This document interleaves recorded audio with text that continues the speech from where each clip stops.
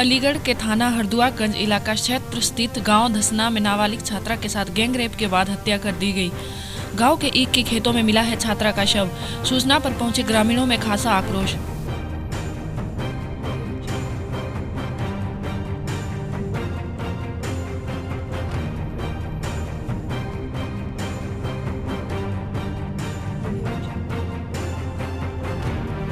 ये लड़की हमारे गांव की है। ये फर्स्ट ईयर की छात्र है अग्रसर इंटर कॉलेज की। ये सुबह अपने छोटे भाइयों के चाचा के लड़के हैं, उनके साथ ट्यूशन जा रही थी। तो यहाँ नाम तो पता नहीं, 4 लड़के बताए गए और देखे भी नहीं है शायद किसी ने। तो वहाँ से इसको खींच के लाए लड़की को सीधी। वहाँ से आप ये देख रहे हो ईख पीछे बीच ईख में ले गए। यहाँ पे आए, बच्चों ने कॉल किया कि दीदी की साइकिल यहाँ पे पड़ी है और दीदी को कोई खींच ले गया। तो बच्चों ने सीधी घर पे कॉल करी है, घर से आजू बाजू के गांव में कॉल करी है, थाने कॉल करी है। थाने से जवाब ये मिला है कि अभी हमारे पास जिप्सी नहीं है। वहाँ पे अलीगढ़ कॉल करी, वहाँ से बोलते हैं कि ढसना पड़ता कहाँ है। प्रशासन के ये जवाब है। और यहाँ पे अभी सपा के जो विधायक हैं राकेश सिंह, वोट मांगने आते थे, पैरों में गिर जाते थे, लेकिन अभी तक वो भी नहीं आए। और सीएम कल यहाँ पे लैपटॉप बांट के, साइकिल बांट के, लेकिन यहाँ पे चेकिंग के लिए नहीं आ सकते हैं क्या? यहाँ पे 6 बजे रेप हो रहा है और प्रशासन 11 बजे आ रहा है। 5 घंटे हो गए, 5 घंटे। अगर राकेश अंकल आप सुन रहे हो, अगर आप भी लड़की होती इस जगह तो क्या होता? मुझे हत्यारे चाहिए।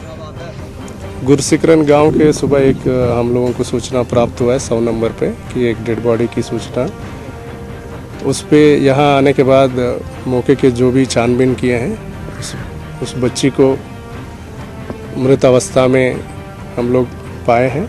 हमारे फील्ड यूनिट का टीम आया है, जो क्लूज आसपास में मिले वो सब सबूत इकट्ठा कर रहे हैं और पंचायतनामा में सारे जितने छोटे हैं वो हम दर्शाते हुए पोस्टमार्टम कराएंगे। टिटवाला के बलियानी में मार्बल गिरने से 2 जख्मी, 1 की मृत्यु। जख्मियों को कल्याण के बानखेड़े अस्पताल में भर्ती कराया गया।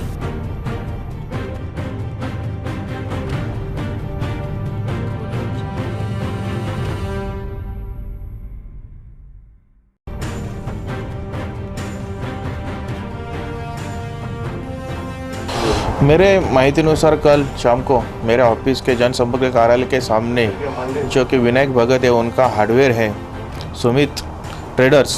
या हार्डवेयर में जो उनके जो मार्बल की थप्पी लगाई जाती है, उसके अंदर जो मार्बल का थप्पी का जो मलबा है वो गिर के एक कामगार की मृत्यु हो गई और 2 कामगार घायल हुए, ऐसी कुछ सूचना मेरे को मिली है।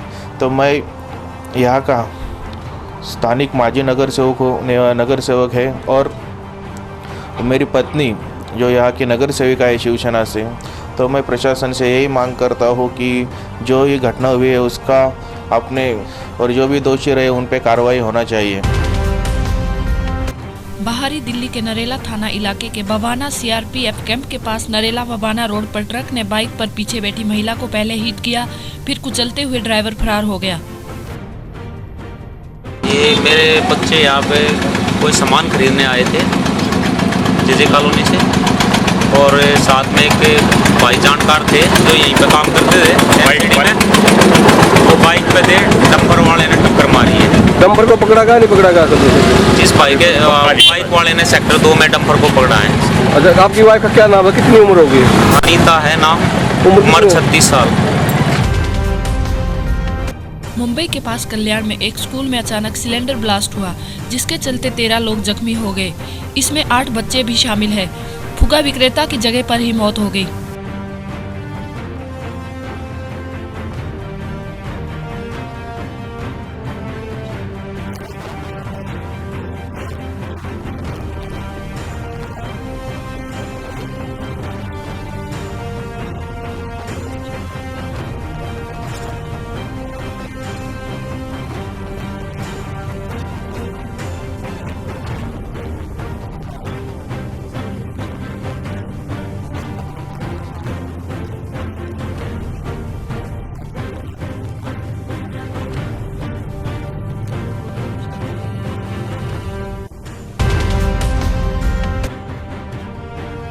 हमीरपुर जिले के राट कोतवाली कस्बे में रहने वाले पूर्व बीजेपी सांसद गंगा चरण राजपूत के घर में कुछ लोगों ने धावा बोल दिया। और तोड़-फोड़ कर सांसद को गालियां देने लगे। जब ड्राइवर ने इसका विरोध किया तो उसको मारकर लहूलुहान कर दिया। लेकिन जब सांसद ने पुलिस को फोन किया तो पुलिस कई घंटों तक नहीं आई। आधा घंटे पहले अभी तो मैं अंदर चला गया, मेरा ड्राइवर गाड़ी वेट कर रहा था, 3 शराबी आए और उसकी मारपीट करने लगा जी। तो मैंने इसकी सूचना और मारपीट करके भाग गए। मैंने इसकी सूचना सीओ को दी और सीओ ने कहा कि हम भेज रहे हैं पुलिस। आधा घंटे तक कोई पुलिस नहीं है। वो 3 फिर आए शराबी मोटरसाइकिल से आए, पहले वो पैदल थे जी, और फिर मेरे घर पर गाली गलौज करते रहे। मैं ऊपर था, फिर मैंने इंस्पेक्टर को और सीओ को सबको फ़ोन लगाया, कोई मेरे आवाज़ पर नहीं पहुंचा। जब मैंने एसपी साहब को फ़ोन लगाया है तब उन्होंने कहा, फ़ोन आया इंस्पेक्टर कि हम आ रहे हैं, और अभी तक कोई नहीं आया। तब मैं ही गाड़ी लेके इधर आया और इसी जगह रामलीला ग्राउंड पर इंस्पेक्टर मुझे मिले। क्या हो गया मेरे को। पुलिस ने 20,000 के इनामी बदमाश राम सागर उर्फ बजरंगी को गिरफ्तार किया है। इसके ऊपर आसपास के कई जिलों में हत्या, लूट जैसे गंभीर अपराध के 1 दर्जन से अधिक मुकदमे दर्ज है। राम सागर यादव ये सुल्तानपुर का रहने वाला है, दोस्तपुर थाने का।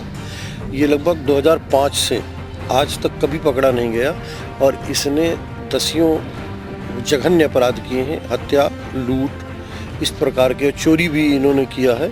इस सब तरह का अपराध इन्होंने किया है और सुल्तानपुर, जौनपुर और आजमगढ़ पुलिस में ये वांछित था।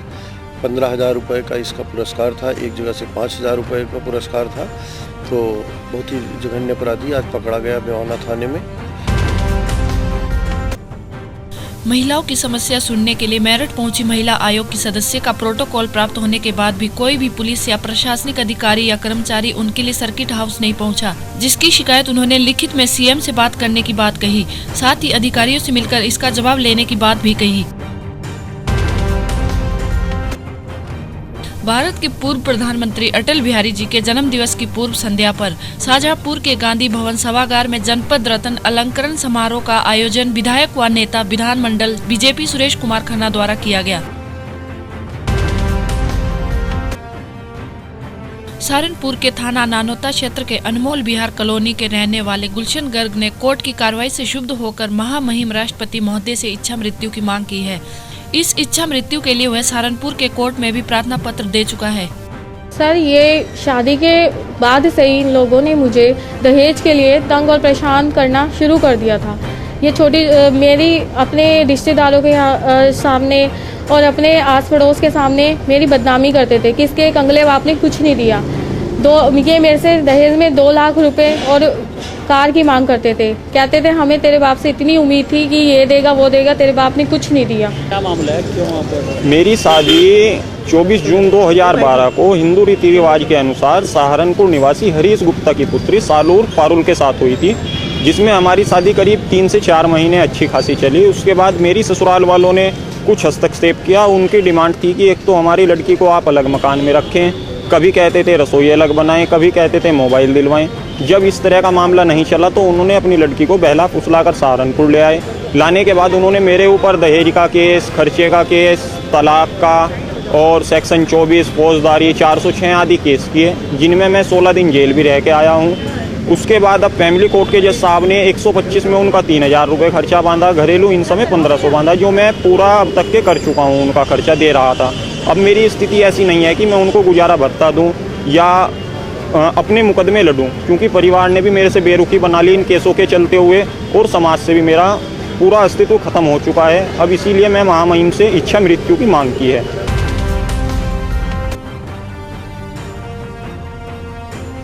माटुंगा पुलिस ने मोटर बाइक और मोबाइल फोन की चोरी करने वाले 2 आरोपियों को रंगे हाथ गिरफ्तार किया। इन आरोपियों के खिलाफ कई पुलिस स्टेशनों में मामला दर्ज है।